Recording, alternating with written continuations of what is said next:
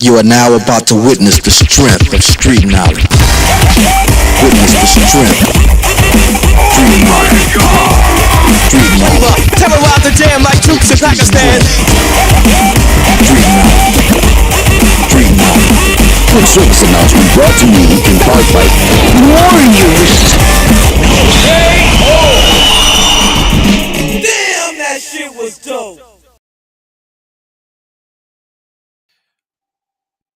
Welcome to another Warrior Creed live stream. And the topic for today should be on your screens right about now. Trump has decided to freeze all military aid to Ukraine and has said that Zelensky won't be around for very long. Now, of course, this comes off the back, which by now has become a viral sensation you'll all be aware of, the spat that Trump and Vance on the one end had with Zelensky on the other end in the White House's Oval Office. That spat essentially revolved around Zelensky refusing to sign a deal that had been prearranged that would grant the US access to Ukraine's rare earth and other minerals, anything really of natural resources that are in the ground, in return for the funds that the US had sent Ukraine to support them in this war. Zelensky was demanding security guarantees. The US perspective, which comes with some legitimacy, is that if they had rights to access the natural resources under the ground in Ukraine, then of course that, by virtue of the fact that they have economic access to that area exclusively, that in itself would be a security guarantee, because if Russia were to come in and take that land, they would be taking what the US would rightfully have rights to mine on that land. And so the US position was that this was giving us access to the natural resources in return for the funds we've sent you to support you in this war is in itself a security guarantee anyway. Zelensky, on the other hand, was demanding boots on the ground, along with many other European powers. So that's what caused the spat. Of course, many of you would by now have seen that. It became global news. And in reaction to that spat, British Prime Minister Keir Starmer doubled down in offering support for Zelensky's plan, and that is boots on the ground. You can see there, the UK are prepared to back this with boots on the ground and planes in the air, said Keir Starmer. And we have the video of him saying precisely that for you. Take a look at this. First, we will keep the military aid flowing and keep increasing the economic pressure on Russia to strengthen Ukraine now. Second, we agreed that any lasting peace must ensure Ukraine's sovereignty and security, and Ukraine must be at the table. Third, in the event of a peace deal, we will keep boosting Ukraine's own defensive capabilities to deter any future invasion. Fourth, we will go further to develop a coalition of the willing to defend a deal in Ukraine and to guarantee the peace. Not every nation will feel able to contribute, but that can't mean that we sit back. Instead, those willing will intensify planning now with real urgency. The UK is prepared to back this with boots on the ground and planes in the air. Together with others, Europe must do the heavy lifting. But to support peace in our continent and to succeed, this effort must have strong US backing. We're working with the US on this point after my meeting with President Trump last week. And let me be clear, we agree with the President on the urgent need for a durable peace. Now, we need to deliver together. Finally, we agreed that leaders will meet again very soon to keep the pace behind these actions and to keep working towards this shared plan. We are at a crossroads in history today. This is not a moment for more talk. It's time to act, time to step up and lead, and to unite around a new plan for a just and enduring peace. Thank you. Now, the problem with that, of course, is, as is already known, any suggestion of either NATO troops on the ground or British, French, or any other European countries' boots on the ground is an absolute non-starter for Russia and will destroy any prospects for peace. In fact, would most likely lead down the path of World War III. It's important to keep in mind here, for all of the what was effectively a repeat of the COVID era mass formation psychosis, or in other words, the fact that the public were following the lead of the corporatist press propaganda when it comes to Ukraine and cheerleading for what would effectively be World War III. It's important to keep in mind that Russia is a nuclear power.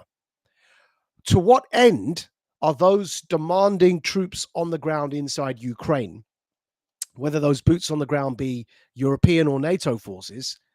What do they envision the end of this to be? It's very clear that Putin has certain red lines. This war's been going on for long enough, and those red lines have remained in place. Ultimately, a refusal to compromise will lead to World War III. And the saber rattling that we're hearing among certain voices in the West appear, for reasons that are as of yet inexplicable, they appear to be preparing for precisely that, especially media pundits. So here we have a national UK talk radio host known by the name Julia Hartley-Brewer on in fact, Talk Radio is the name of the talk radio station that she has a program on. It's called Talk Radio, and this is typical of the kind of propaganda that we're beginning to witness. I watched Darkest Hour, says Miss Julia Hartley-Brewer. I watched Darkest Hour again last night. I suggest anyone cheering on Trump's demand for Zelensky to capitulate to Russia takes the time to watch the film too. They might learn something about how he should deal with the threat from dictators like Putin. Now, you can see our comment on the top there, literally telling us to decide our foreign policy based on a movie. Unfortunately, there's so much wrong with that analogy to the movie Darkest Hour that one doesn't know where to begin. But upon being called out, Julia Hartley-Brewer doubled down on her insistence that this situation is analogous to World War II and that we mustn't back down in the way that Churchill didn't back down. And here she is reminding us, in response to our critique, that it is in fact based on a true story. You don't say.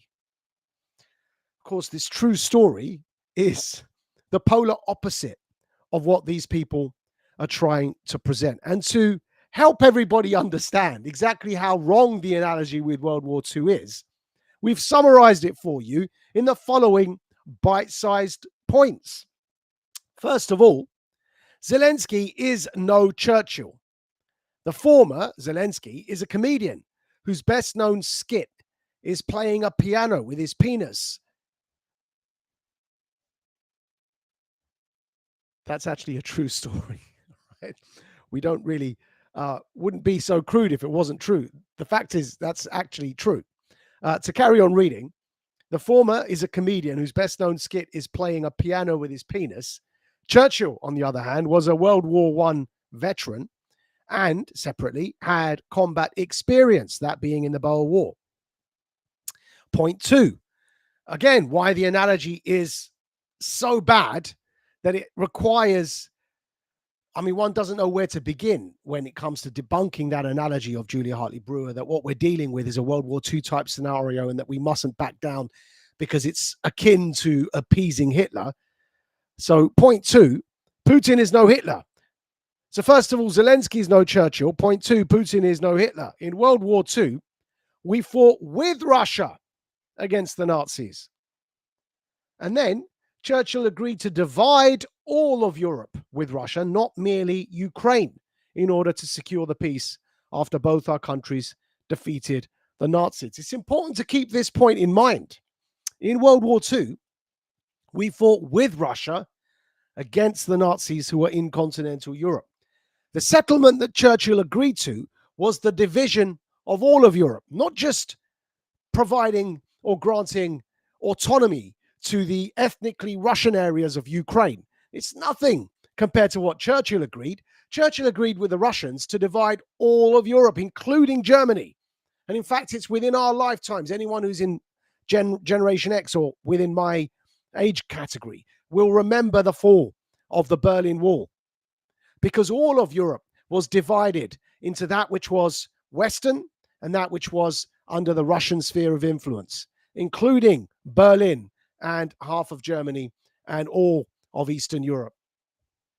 So to draw the analogy with World War II is to not understand that what Trump is offering Zelensky right now to end the prospects of World War III is far less than what Churchill agreed with Russia to end World War II.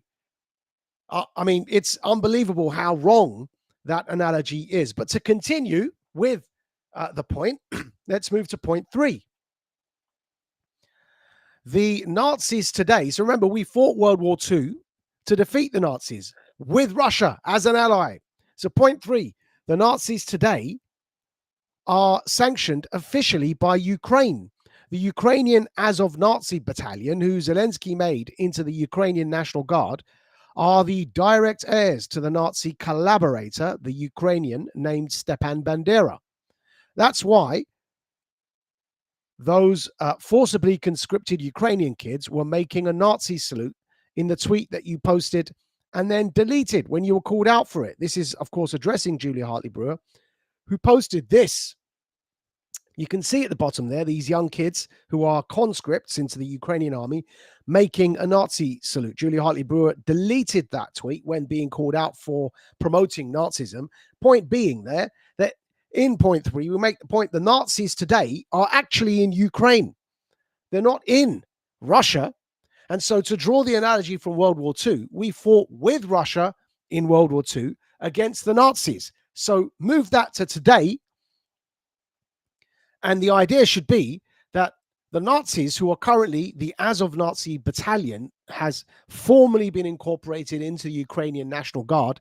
They're in Ukraine. So once again, if you're going to draw the World War II analogy, it would require us allying with Russia once again to defeat the Nazis, who happen to be in continental Europe once again. They happen to be the Ukrainian National Guard.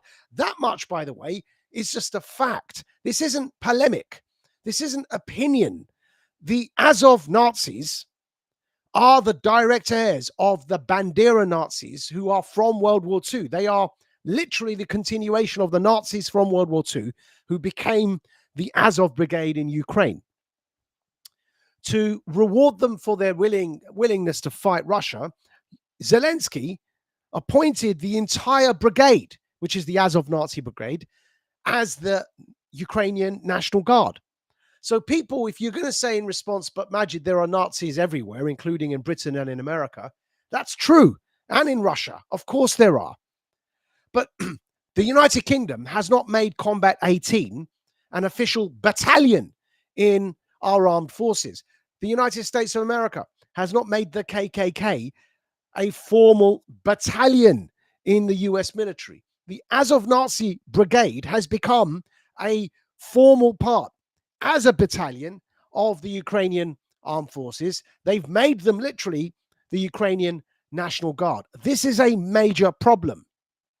Anybody who takes issue with collaborating with ISIS, say, for example, in Syria or in Iraq to fight against, during the time there was an occupation in Syria, to fight against it, is guilty of collaborating with jihadist maniacs, the likes of which the world had never seen prior to the emergence of ISIS. Well, the Nazis are no different. If it's wrong to collaborate with ISIS, it's wrong to collaborate with Nazis. If it's okay to collaborate with Nazis in Ukraine to fight Russian occupation, then it's okay for British fighters to go and join ISIS in Syria, as so many British extremists did. Of course it's not okay. And consistency here is the point. It's not good enough to say the country's occupied. Zelensky made an entire Nazi brigade the Ukrainian National Guard. And so, to draw the analogy from World War II, yes, we should consider what Churchill did to fight the Nazis in World War II by collaborating with Russia and dividing all of Europe to defeat those Nazis and eventually reach the settlement that he did, which led to the emergence of the Eastern Division of Europe under the Soviet influence and the Western sphere of Europe under NATO influence. If you're going to draw that analogy, then it's far less what Trump's offering to Zelensky, which is merely granting one part of Ukraine autonomy, and that's the ethnically Russian part. Trump hasn't suggested the division of all of Europe, as Churchill agreed to at the end of World War II. And that's why Julia Hartley Brewer's analogy falls apart so rapidly. But let's move to point 4. Churchill's patience was only rewarded because the Americans joined the fight at the latter stages. Today, the Americans are totally pulling their support, not joining fresh.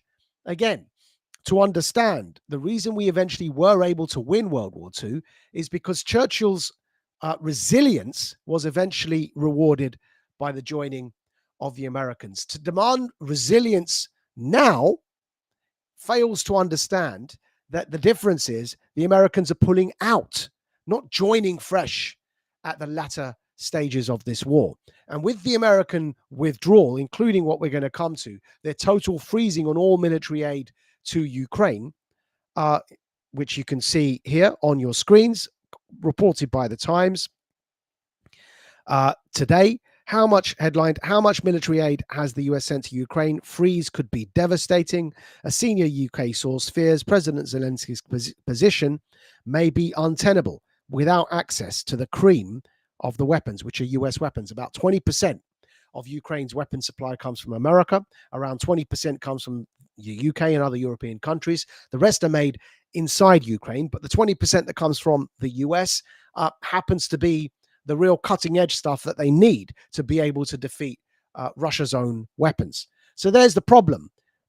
Again, back to refuting that World War II analogy. On point 4, Churchill's patience was only rewarded because the Americans joined the fight at the latter stages. Today, the Americans are pulling their support, not joining fresh.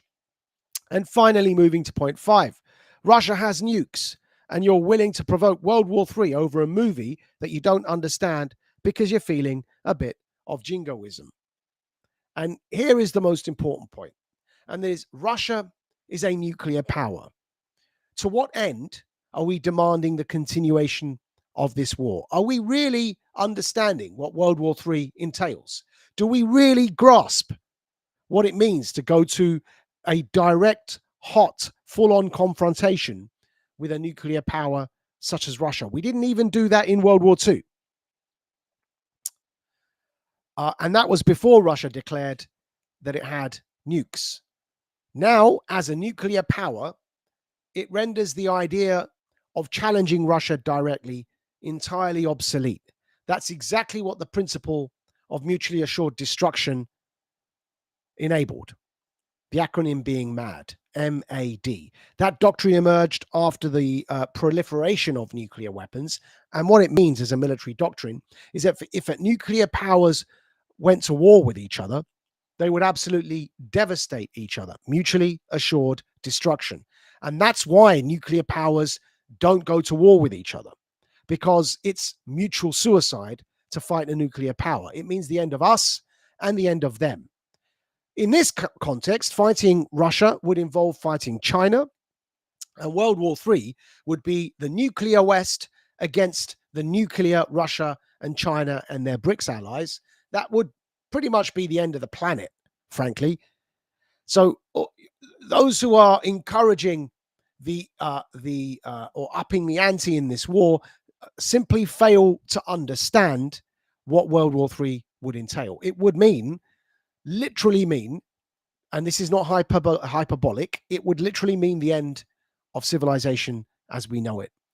To fight a nuclear Russia and a nuclear China and their BRICS allies. So what other option remains? Well, without US support anyway, as you can see from this headline again, US freezing their aid, there is no other option but to come to terms. And the reason Zelensky in the Oval Office in the White House was acting like the spoiled brat that he is because to date, they've taken American support for granted. And that's precisely the point Trump made to Zelensky. As he says, the problem is I've empowered you to be a tough guy. And I don't think you'd be a tough guy without the United States. And we're going to play you that clip as well, just to send home the message that without the US in this war, it's over, folks. It's finished. Nothing Keir Starmer or the French say about putting boots on the ground will change the fact that with the US pulling out, this war is over. And everybody on the European side of this, including Zelensky, but also PM Starmer, need to come to terms with the fact that the offer that's on the table is the best deal that they're going to get. But here's Trump telling Zelensky that he thinks that it's only because of US support he's acting like a tough guy. I don't know what happened, but he didn't break it with me. He wants to make a deal. I don't know if you can make a deal. The problem is I've empowered you to be a tough guy. And I don't think you'd be a tough guy without the United States. And your people are very brave. But you're either going to make a deal or we're out. And if we're out, you'll fight it out. I don't think it's going to be pretty, but you'll fight it out. But you don't have the cards. But once we sign that deal, you're in a much better position.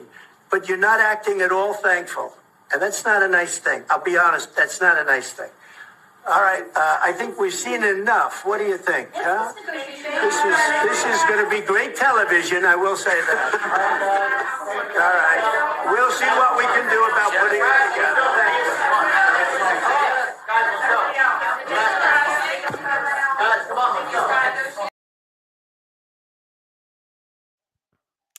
Now, since then, Trump's also put out another statement, and you can see it here, and that is because AP News reports on the bottom there, Ukraine Zelensky says end of war with Russia is very, very far away.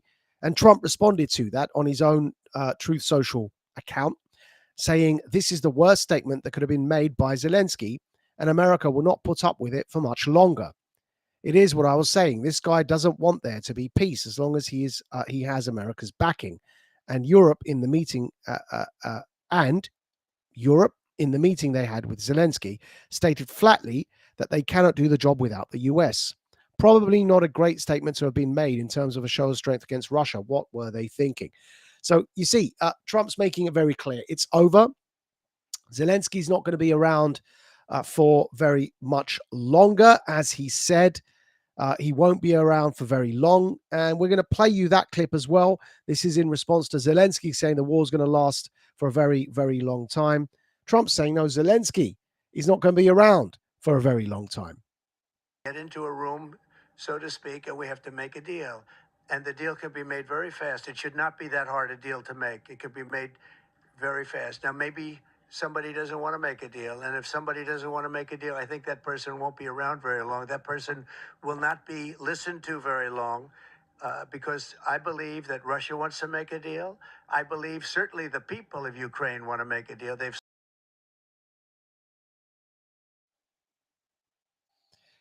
It's over. Zelensky may not be around for very long. That's true, because regardless, he's in a catch-22. If he agrees to the deal that's on the table, which is access to the mineral rights, the natural resources of Ukraine for the US, in return for a peace deal, he will have to call elections, which is part of the condition Trump has demanded already. Zelensky is going to need elections. That will see the end of him. If he doesn't agree to a deal, then without US backing, the Europeans can't really do much, despite all the bluster and the jingoism. Zelensky will have to fight alone. That will wear him down to a point of total annihilation and defeat, which will also see the end of him. Zelensky doesn't have that much long left. But you may be wondering at this stage, why, if all the cards are against them, to use the analogy that Trump used in that fateful Oval Office meeting, if all the cards are against them, why are certain people insisting on continuing the fight?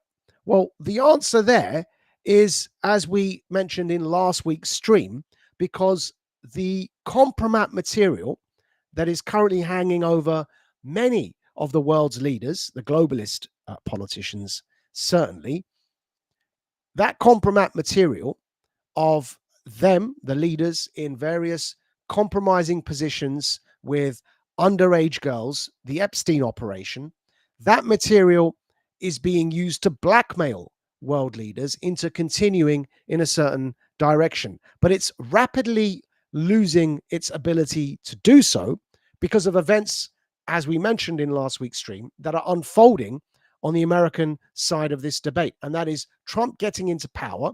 Trump, as a result of getting into power, having absolute control over the documents that were discovered in the Epstein case via Attorney General Pam Bondi and the director of the FBI, Kash Patel. Now that a lot of that evidence is under Trump's authority, the ability to use it to blackmail these politicians into continuing their support for perma war is seriously diminished. And we explain that in the following terms, which should be on your screen right now, from a Radical Dispatch, 3rd of April last year, 2024. We state here, blackmail only works if the compromat is not yet public. It is a threat of making such compromat public that provides leverage to the blackmailer. If the information is already out there, the blackmailer has lost all power because there is no leverage. This is why the latest Wired investigation becomes so important. And the Wired investigation we were referring to there is the following. It's on your screens now. Jeffrey Epstein's island visitors exposed by data broker. Wired magazine reports, 28th of March 2024, nearly 200 mobile devices of people who visited Jeffrey Epstein's notorious pedophile island in the years prior to his death left an invisible trail of data pointing back to their own homes and offices. Maps of these visitations, generated by a troubled international data broker with defense industry ties, discovered last week by Wired, document the numerous trips of wealthy and influential individuals seemingly undeterred by Epstein's status as a convicted sex offender. So what are we saying here? We're saying that if you're wondering why certain people are insisting, certain global leaders are insisting on launching us headfirst into World War III with the nuclear power that is Russia, then our response is that there are certain powers on this world that gain and benefit from war and from the continuation of war, and those powers profit from the continuation of war, and how they're able to convince politicians to continue those wars on their behalf is through blackmail. Having acquired compromising material on them, they threaten with releasing that material if these politicians don't do their bidding. This explains why, for example, Keir Starmer appointed Lord Mandelson as our current ambassador to the United States of America. Lord Mandelson is an Epstein Island visitor. Lord Mandelson visited Paris with Epstein after his conviction for his birthday. Lord Mandelson also went to Paris to Epstein's Manhattan townhouse after his conviction. Mandelson has been photographed on Epstein's island. That's the same Lord Mandelson that served under Tony Blair when they invaded Iraq, when they began the war on terror. There is a connection. Keep this in mind. Remember this and mark this mentally, and perhaps even make physical notes if you like. But remember this point, that there is a direct connection between the Epstein compromat operation that was run by Mossad and the launching of wars around the world, primarily the war on terror and everything subsequent to that. There is a direct connection between the warmongering and this blackmail. And that is why we say it is so important for this blackmail to be revealed, because by doing so, you remove the leverage of those blackmailing these politicians to continue their wars, and you're able to secure the peace. And in that light, it's why this Wired investigation, having discovered 200 mobile devices, becomes so important. We know at least 200 names exist in that investigation, names that visited Epstein's island. Who are they? Wouldn't you like to know if any of your current politicians, like Lord Mandelson, our current ambassador to the US, an Epstein Island visitor? What did he do on the island? What tapes, if any, exist on him? Or who else is he blackmailing if he's the one that has the tapes? Either way, he has many, many questions to answer.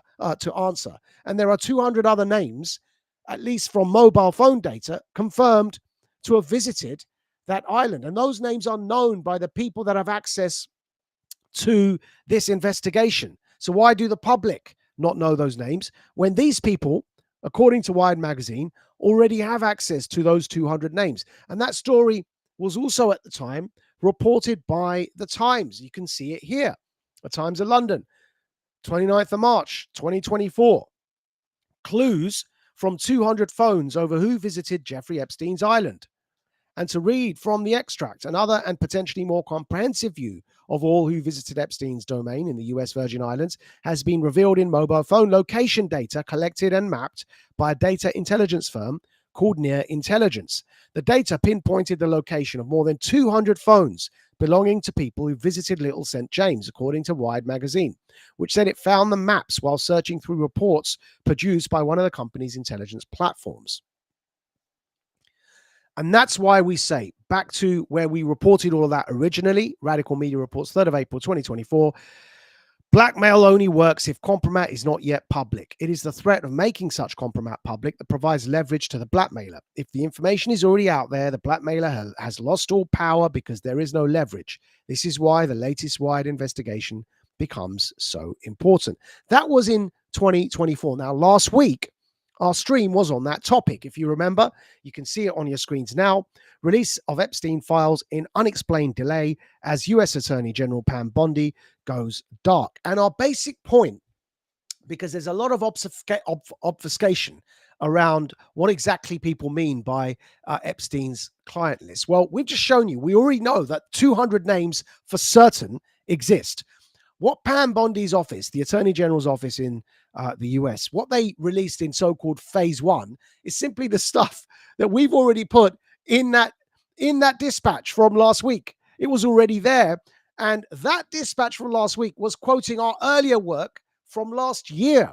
What Pam Bondi's office released, the Black Book and the flight logs, was already publicly available information. In fact, if you go back to last week's stream, we tell you there that it wasn't just publicly available information. Business Insider uploaded the entire Black Book and flight logs and provided searchable databases for us all. You can actually now search the Black Book for names if you're curious. You know, you might be wondering, for example, was Peter Thiel in the Black Book?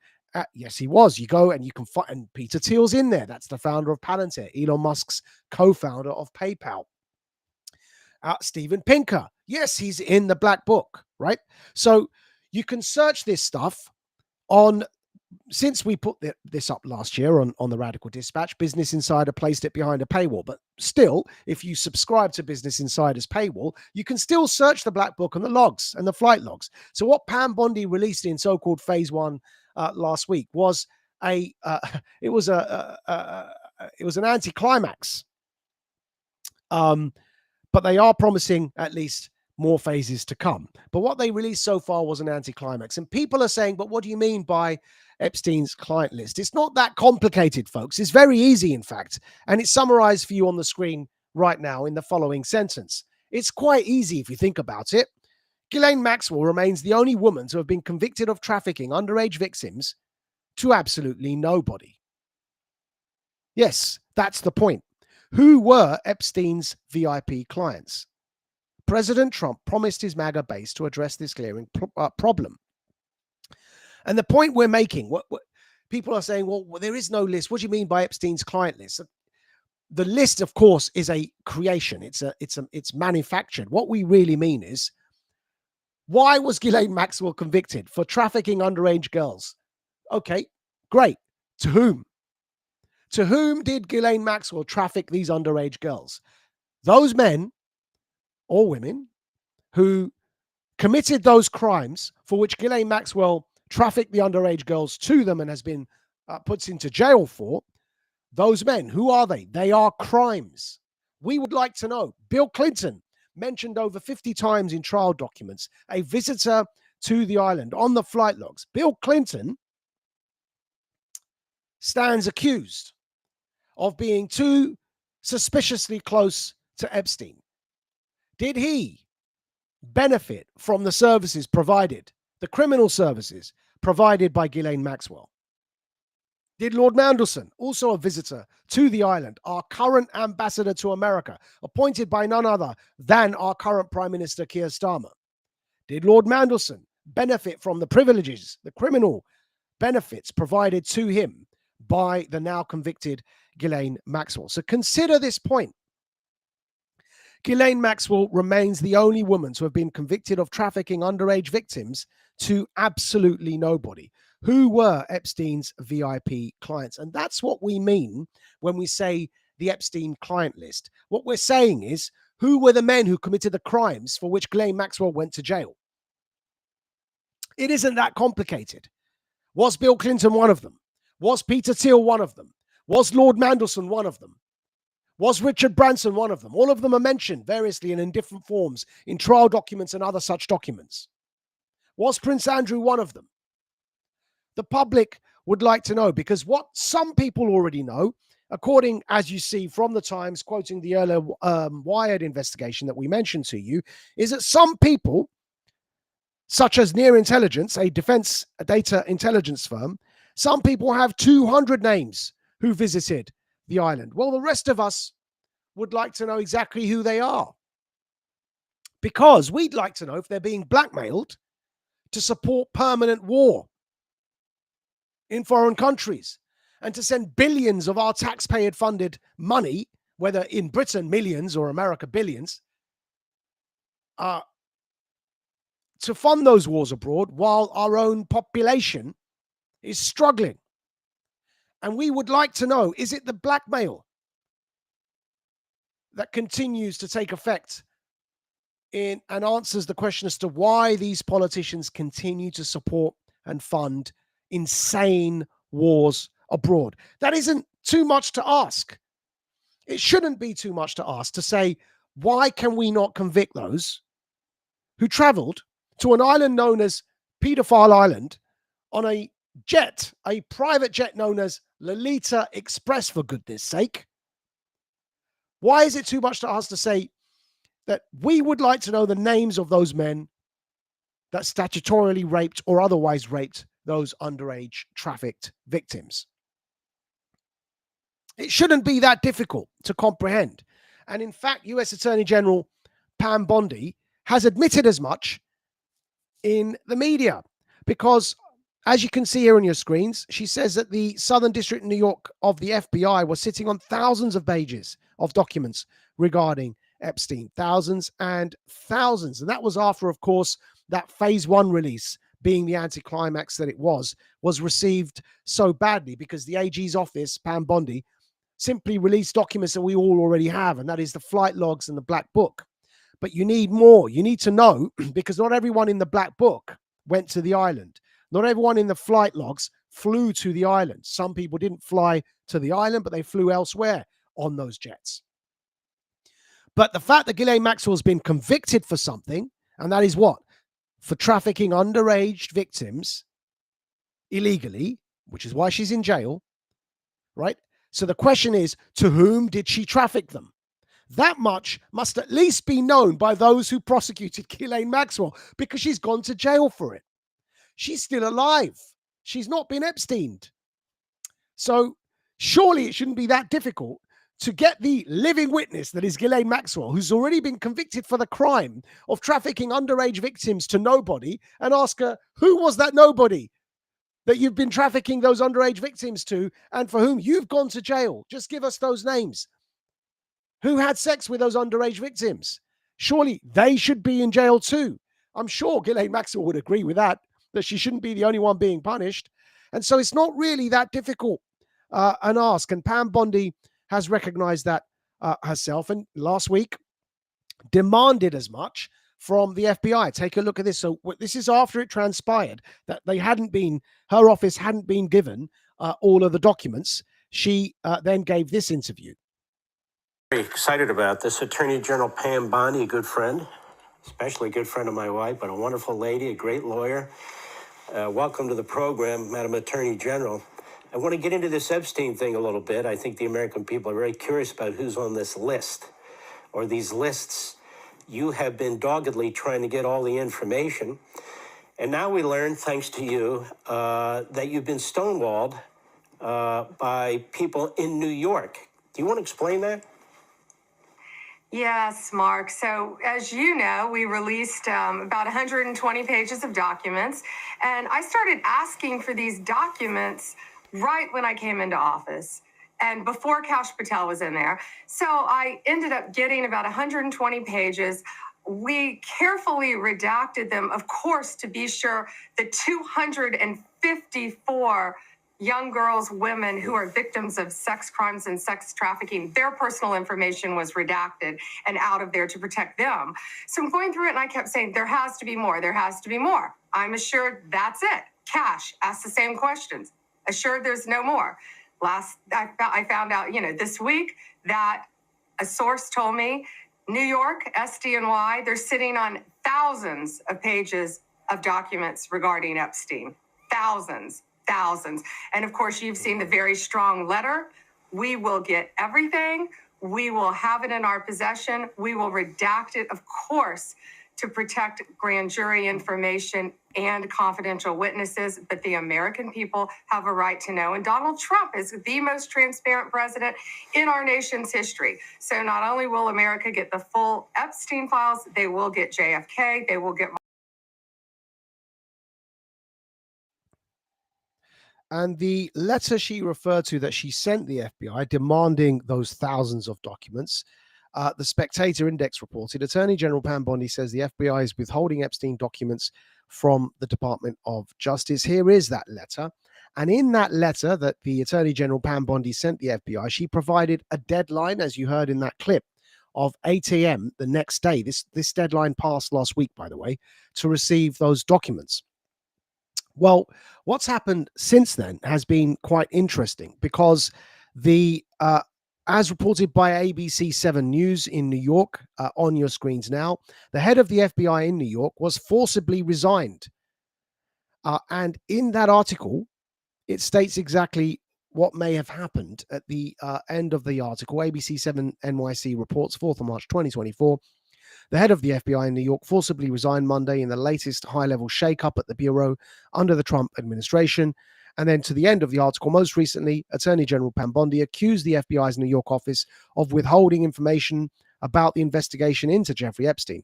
Bondi did not specify what material she believed the office to be withholding, but we do know, of course, that she's alleging that there were thousands of documents. And since that, they've now confirmed that they have the documents in their possession. Pam Bondi has now said, I gave them the deadline Friday at 8 a.m. and a truckload of evidence has arrived. It's now in the possession and we're going through it as fast as we can. And we're going to play you that clip as well, because this is now, folks, the latest development on this story. And that is that apparently the thousands of documents that were being withheld from the Attorney General Pam Bondi and the new FBI Director Kash Patel, that they were being withheld by the Southern District of New York FBI's office. That's the original office that prosecuted Ghislaine Maxwell in the Epstein case. Those documents have now arrived at Kash Patel's desk and in the FBI and at the Attorney General Pam Bondi's desk. Take a listen to this. You had the same expectation.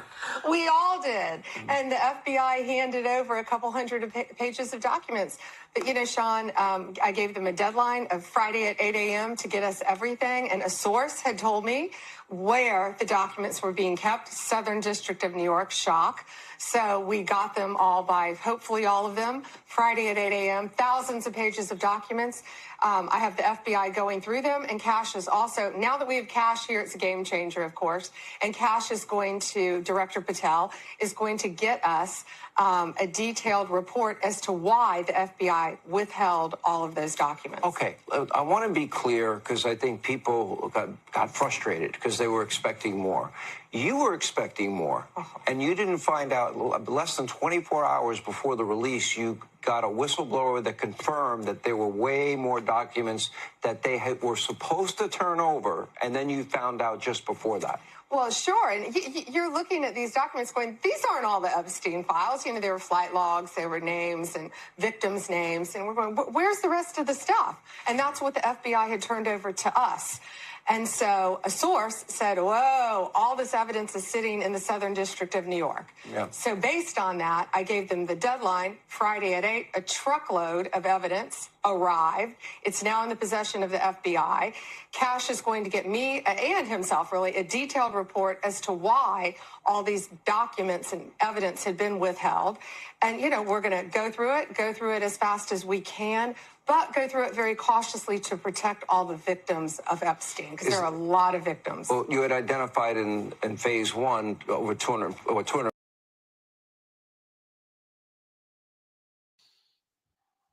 Now, keep in mind the point we're making here, that this is relevant to the warmongering in Ukraine and elsewhere, because, of course, globalist politicians who seem hell-bent on provoking World War III are being pushed into doing so, we're alleging, because of the compromising material that hangs over them. They're being blackmailed to continue funding war abroad. That's why these insane decisions that make no sense otherwise, and why the black hole of apparent available funding for war abroad, that tap of funding remains open, because there is nobody willing to close the tap, because everybody in positions of responsibility that has the power to do so has hitherto being blackmailed. And in the case of disclosure, it's only disclosure that will remove the leverage of the blackmailers and allow for us to function properly as a society. But the other thing disclosure does is reveal the true extent of the involvement in that war machine in preventing Donald Trump from becoming president, because Trump promised to reveal this stuff prior to becoming president. And it's why they were so desperate to stop him from becoming president. Think about the true nature of this story, the true extent of what's gone on here that you're hearing with your own ears. It's almost unbelievable. But also understand that this may well be why we don't ever fully get the truth, but we must continue pushing for the full truth. But the extent of this story is unbelievable. And that is that we have here, and now being officially admitted to by not just the current president of the United States, but his attorney general, Pam Bondi, appointed by him, what we have is clearly a global operation to ensnare and entrap people of influence and power in illegal sexual compromising positions with underage trafficked victims, all of it caught on tape, involving Epstein at its head for the politicians and the political classes, P. Diddy for the music industry, people like Harvey Weinstein for the film industry, but essentially the entire thing. In all of our leaderships across society, we were ruled by parasites who are placed in power by psychopaths who are able to control them by leveraging blackmail, because they had them on tape committing illegal sexual acts with underage trafficked victims. And this operation, led by Epstein, appears to have been a Mossad operation.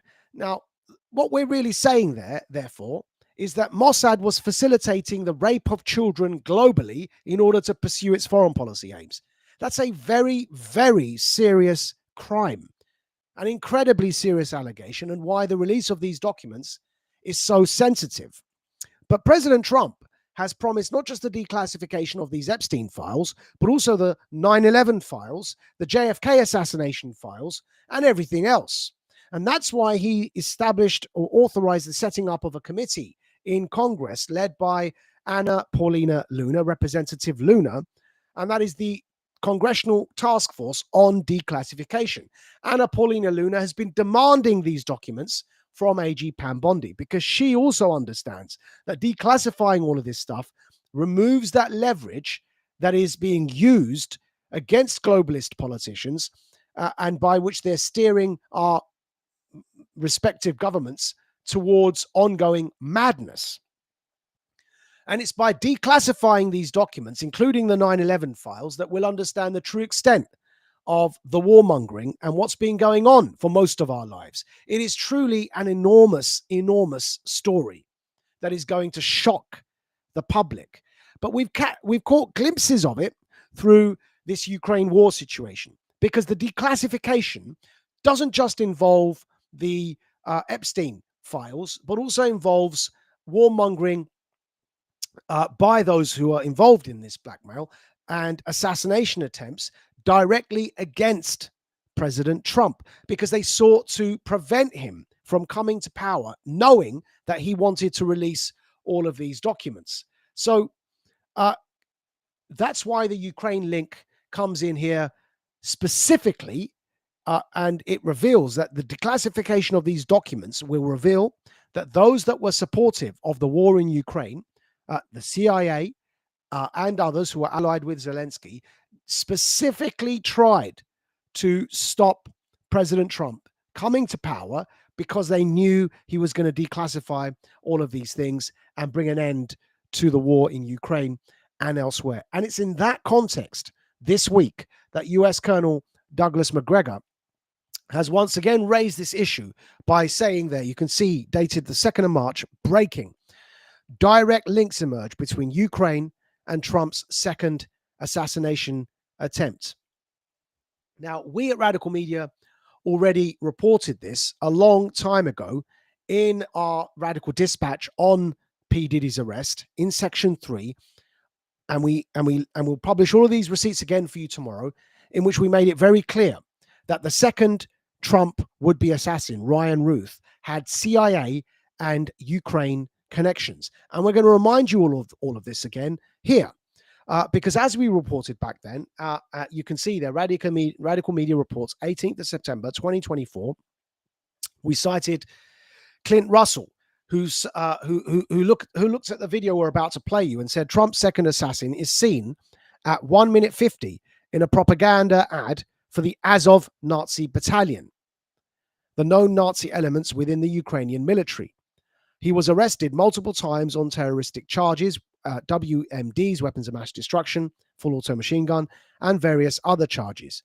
He was not just free, but was traveling the world, attempting to recruit troops for the Foreign Legion to fight in Ukraine.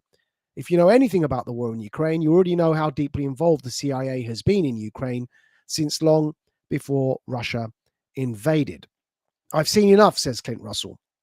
Roosh is an asset. They'll tell you he was a lone gunman, that he worked alone. No chance. He wasn't just on their radar. He looks like he was recruited into being an asset to avoid major jail time and become a true believer. So what we're going to show you now connects the Azov Nazis in Ukraine with the second Trump assassin, their attempts to take out Trump to prevent him from becoming president, because they knew in advance that he would support full disclosure of all the Epstein files and all the 9/11 files and all the JFK assassination files, and would use that disclosure to force the war hawks around the world, the globalists, to bring an end to all these perma wars. They knew in advance Trump was going to do that, which is why they sent one of their own, somebody that was involved with the Azov Nazis in Ukraine and with the CIA, Ryan Ruth, to try and stop Trump. And as Clint Russell says here, you can see him in section 1 minute 50 of this Azov Nazi propaganda video. And we're going to show you that video now. In this video, which is an Azov Nazi video from Ukraine, the second Trump assassin is featured.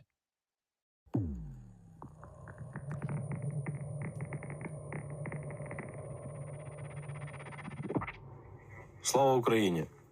Я вдячний кожному, хто сьогодні виходить на акції в Україні і в світі.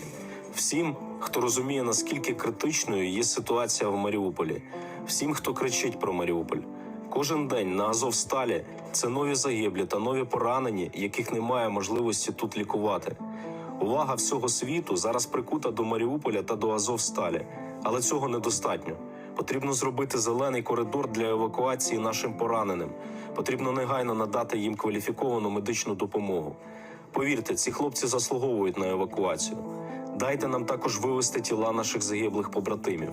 Ми закликаємо весь цивілізований світ долучитися до гарантій безпеки та евакуації наших бійців, які зробили неможливе та продовжують захищати батьківщину, яка повинна зробити все, щоб ці герої змогли живими повернутися до своїх рідних.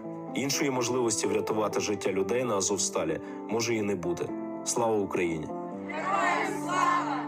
Ми, родини військових, які зараз знаходяться в місті Маріуполь, звертаємося до нашого президента Володимира Олександровича. Будь ласка, зверніться офіційно до представників ООН та внесіть в списки наших поранених, військовий гарнізон та заберіть тіла загиблих воїнів. Всі родини та вся Україна вас просить це зробити. I am Azov, I am Mariupol, I am Ukraine.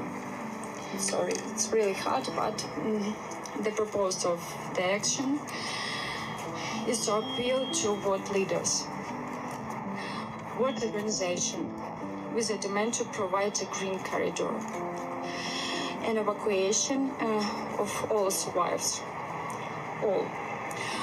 all people who now situated. That was an Azov Nazi-made propaganda video. Right at the end, you saw Ryan Ruth. He was the man, as the young lady was speaking, the young lady in distress. There was a man with blonde hair right at the end of the video. That was the second would-be Trump assassin featured in that Azov Nazi video. We continued in that dispatch, presenting more evidence that the would-be Trump assassin had Ukrainian Nazi and CIA links by reporting on Zero Hedge, who themselves reported on the 17th of September 2024, would-be Trump assassin palled around with neo-Nazi Azov Brigade in Ukraine. What did the government know? There he is in the middle, Ryan Ruth. He is the would-be second Trump assassin. And to quote an extract from that article, it's on your screens now. Perhaps the most interesting angle to attempted Trump assassin Ryan Ruth's recent history is his Ukraine connection. Among the more bizarre aspects to his campaigning on behalf of the Ukrainian military's Foreign Legion were his efforts to recruit US-trained Afghan special soldiers to go to Ukraine's front lines.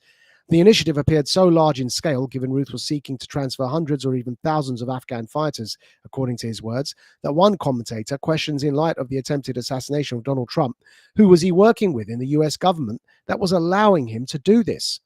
In a 2023 interview with the New York Times, Ruth openly displayed his proclivity toward violent acts by threatening to shoot his critics, and the Times featured the quote, almost as if lionizing his commitment to defending Ukraine. Surely, visibility like this puts him on the federal government's radar. Or, given Washington's pro-Ukraine euphoria, US officials were possibly even helping him in some way. And to continue, again, we presented more evidence.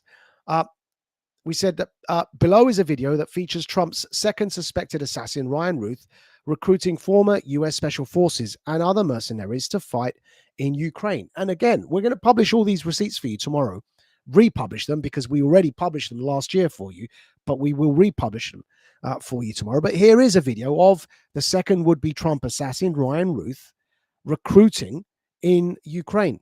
And that should be on your screens just about now. He's compiled a list of 6,000 other U.S.-trained Afghan troops, many of whom, he claims, are also interested in aiding Ukraine's war effort. All people work with U.S. Special Force, U.S. Ranger, U.S. Army, U.S. military spend a lot of money on these people. The problem? Officials in Kyiv simply aren't interested in recruiting them. Ukraine is reluctant to be cooperative. That's Ryan Ruth, a U.S. citizen who set up the International Volunteer Center in Ukraine to help connect foreigners to Ukrainian military units. Now I'm talking to over 100 soldiers every day, and pretty much everybody, all of my contacts in Ukraine, they were adamant and pretty much yelled at me every time that I suggested that we bring in Afghans. The Ukrainian government didn't respond to our request for comment. But a source close to the officials in Kiev told Semaphore that their top concern is the question of loyalty in the thick fog of war. The biggest thing is spies. They're afraid that anybody and everybody is a Russian spy. Those concerns aren't completely unfounded. Russia's notorious private military group, Wagner, has reportedly begun recruiting Afghan commandos.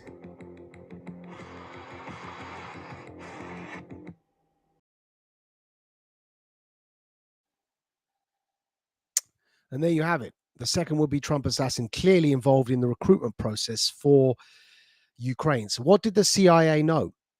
What did the Azov Nazi Brigade, for whom he featured in one of their propaganda videos, know about the second would-be Trump assassin? Again, to continue presenting you the evidence, again in that dispatch, we referred to Raheem Kassam's post. He says on May the 4th, 2024, would-be Trump assassin Ryan Ruth posted this on his Facebook page, which appears to be from the Ukrainian Ministry of Defense. I asked ChatGPT to translate it. This is the document on your screens now. And we're going to give you the translation that Raheem posted here. And it's a document that states very clearly its permission for somebody to be enrolled in the Ukrainian military unit, A788. And of course, this was posted on Ryan Ruth's own Facebook page, indicating that he was enrolled in that Ukraine military unit. So we know that not only was he enrolled, he had Azov Nazi connections, he had CIA connections, he was seeking to recruit Afghan war veterans to fight in Ukraine.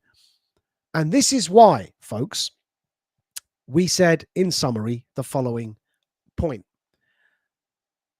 We tagged President Trump and said, release the full Epstein files, the 9/11 files, and full disclosure on everything as you promised. And these ungrateful war-hawking parrots chirping for World War III to start with Russia over Ukraine will all suddenly be silent. Because by releasing and full disclosure on all of this information, not just the Epstein files, but the 9/11 files, the JFK assassination, it will reveal the true extent of these operations, these warmongering operations that have been going on for years, using blackmail to force compliance. And it will really reveal to the public exactly who the warmongers truly are. And President Trump has actually promised to declassify all of this. It's why he sanctioned the setting up of the declassification task force in Congress, led by Representative Anna Paulina Luna. And what remains, as you saw from that clip earlier by AG Pam Bondi, is to go through those thousands of documents and actually release these files. But it would be a truly shocking story that would change the world forever. And so, of course, it's very sensitive, and you can understand why perhaps it's taking a bit of time. But President Trump has already, prior to being elected, promised he's going to do just that. Take a look at this. But a lot of big people went to that island. But fortunately, I was not one of them. It's just very strange for a lot of people that the list of clients that went to the island has not been made public. Yeah, it's very interesting, isn't it? Probably will be, by the way. Probably. So if you're able to, you would be... Yeah, I'd certainly take a look at it. Now, Kennedy's interesting because it's so many years ago. You know, they do that for danger, too, because, you know, it endangers certain people, et cetera, et cetera. So Kennedy is very different from the Epstein thing. But, yeah, I'd be inclined to do the Epstein. I'd have... And there you have it. That was before the election, saying that he'd have no problem with it. He said probably will be released. It's a history-making story. Because if you think about it, we were told for so long that the VIP pedophile rings around the world were merely a conspiracy theory. Those of us who were pushing this were accused of being conspiracy theorists and much, much more, having lost our reputations and our previous roles in media for pushing on stories such as this. And yet now it is evidently all true. There was a global VIP pedophile ring. It was run by a man named Epstein. He had Ghislaine Maxwell as his madam. People such as Prince Andrew were compromised somehow or shape or form Clearly, Bill Clinton was involved. Clearly, Lord Mandelson visited the island. And what we know is that an intelligence firm, as named by the Times newspaper, Near Intelligence, has a list of 200 phones from a data analysis of names that visited the island. And we've made it very clear that Ghislaine Maxwell is the only woman to have been convicted for trafficking underage victims to absolutely nobody. To whom did she traffic those victims? Those names will reveal the who's who of our political, social, and with P. Diddy, music, and with Harvey Weinstein, of course, movies. They had everything under their control through this blackmail network. We were previously told it was a conspiracy theory. It turns out the story is much larger than one can imagine. It is a historic thing to reveal these names and to reveal the full extent of this story and to declassify these documents. And one can only imagine the impact it will have on our collective psyche when this is all released from official channels and not just through live streams by people that have already been dismissed as somehow being conspiracy theorists for droning on about all of this. But it will fundamentally change the way in which the public views how politics has been run up until now, when all of this information comes out, and perhaps will sap any desire to support us launching headlong into World War III, because those who have been the most vocal in supporting all these wars happen to also have been those ensnared and entrapped in those blackmail operations. That's all we've got time for this week's Warrior Creed live stream. We will publish, as usual, all of the receipts from today's live stream in tomorrow's Radical Dispatch, and we will join you again next week at the same time. Until then, thank you all for your patience. You've been watching The Radical Majid Nawaz. You are now about to witness the strength of street knowledge. Witness the strength. Street knowledge. Street knowledge. Terrorize the jam like troops in Pakistan. Street knowledge. Street knowledge. Quick service announcement brought to you in part by Warriors.